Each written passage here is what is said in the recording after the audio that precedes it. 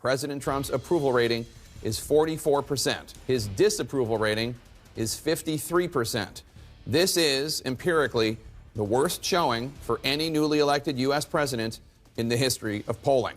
Diving deeper into policy, Americans are split over some of the president's key initiatives. CNN political director David Chalian joins me now to dive into the numbers. And David, obviously some of the polls, especially the state polls, were off this election cycle, so there are no doubt a lot of skeptics out there wondering, why should we believe these polls? Why should we? Well, and I always think skepticism is good around polls. It's not an exact kind of science, but you're right to note what we saw in the election season was really around state polls where there was a problem that didn't match the outcome. And it was because of the likely voter model. When you're trying to figure out exactly who's going to show up at the polls, that's a bit of a puzzle that you've got to solve. This kind of poll, Jake, that we're talking about now, this is a poll of all adult Americans. You're not trying to figure out who's showing up at the polls or not. It's just public survey research of all Americans and where the American population is. All right. So let's dive into the president's approval rating. Most presidents get something of a bump when they first take office. Not here? Not here, not at all. As you said, take a look again at that overall approval rating number.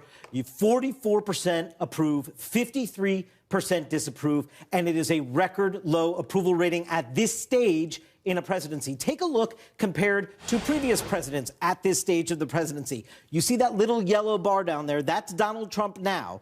All his predecessors are compared as far back as polling goes, back to 1953 and Dwight Eisenhower.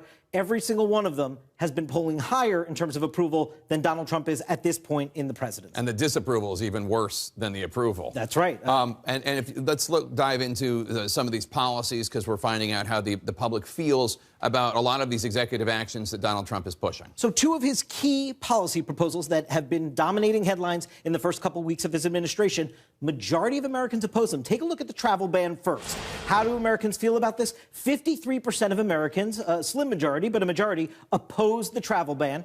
47% are in favor. Let's look at that 47%, how it splits by party, because partisanship tells the story here.